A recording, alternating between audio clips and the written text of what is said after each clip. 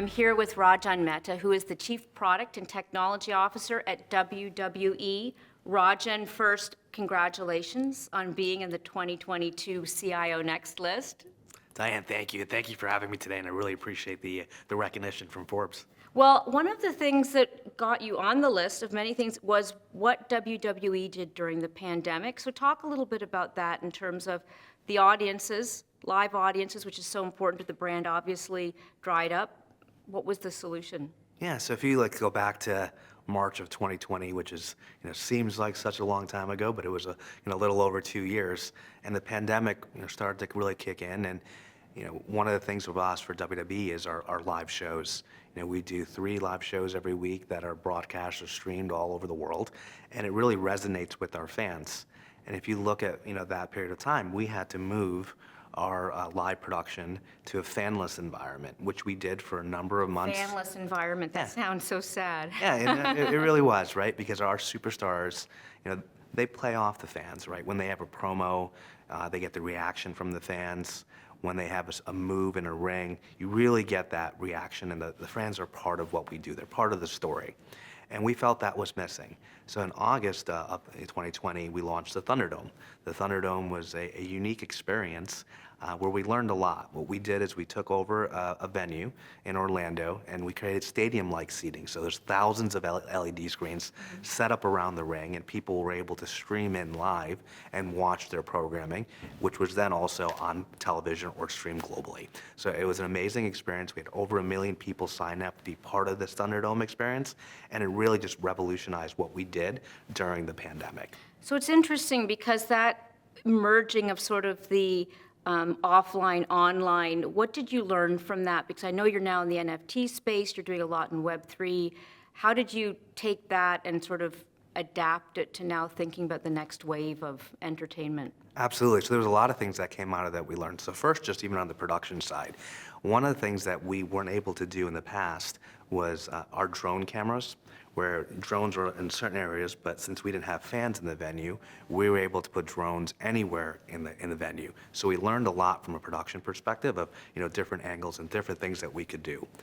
Part of our ring entrances as well have things like pyro, which we were able to put in different parts of the venue, and then we learned a lot. Nobody's going to get hurt. Exactly, and then we learned a lot about augmented reality, and so that's all transcended into what we do today. So what we do for augmented reality, and I'll take an example. One of our superstars is a gentleman named Randy Orton. The Viper, when he comes into the ring, there's a big Viper that comes out from augmented reality that people on television are able to see, right? So there's a lot of new things that we were able to innovate on, and we learned all those through the Thunderdome.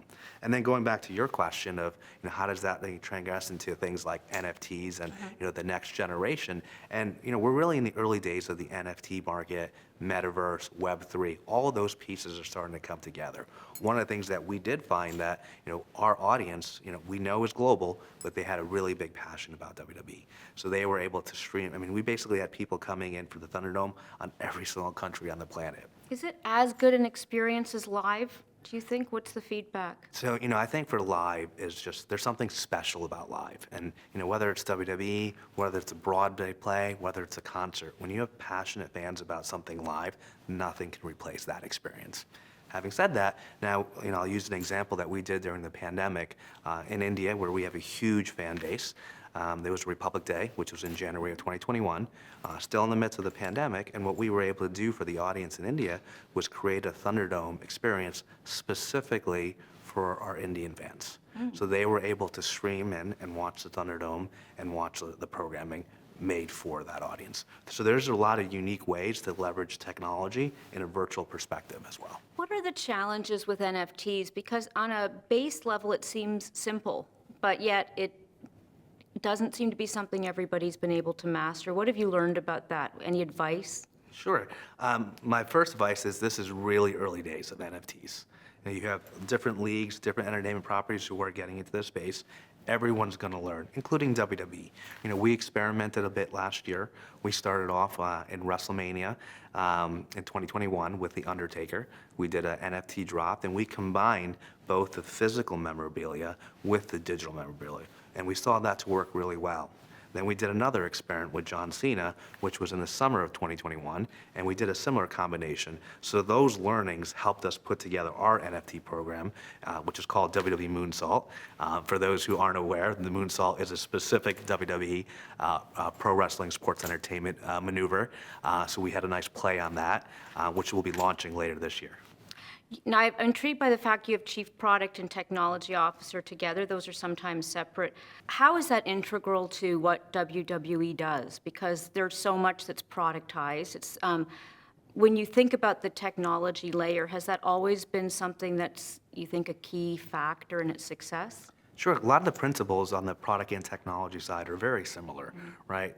It may be a different end user from using the technology, but you have to make sure the user experience is great. You have to make sure the technology works. And a lot of the underpinnings, leveraging things like cloud technology and different infrastructure, are very similar. So when we looked at technology across WWE, we saw these similarities and the ability to scale that way. And so that's really why we put all that together. One of the things I've always been struck by the brand, having covered it, is it is a first mover. I know, from pay-per-view to NFTs. Now, help us see around the corner as to what's next. What's on your radar and intrigues you? Sure. One of the things we say about WWE, and I like to say, is that we're slightly ahead of the curve. Right? You don't want to be too far ahead where no one understands what this is, but you're far enough ahead where you are an early mover in this piece. And like you said, with pay-per-view in the 80s, or even streaming back when we launched WWE Network in 2014. I think we're right there right now in this Web3 concept of NFTs being a component of, but the metaverse is a component of.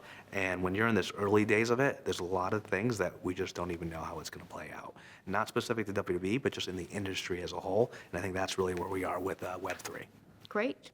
Rajan Mehta, thank you very much. And again, congratulations. Great, thank you.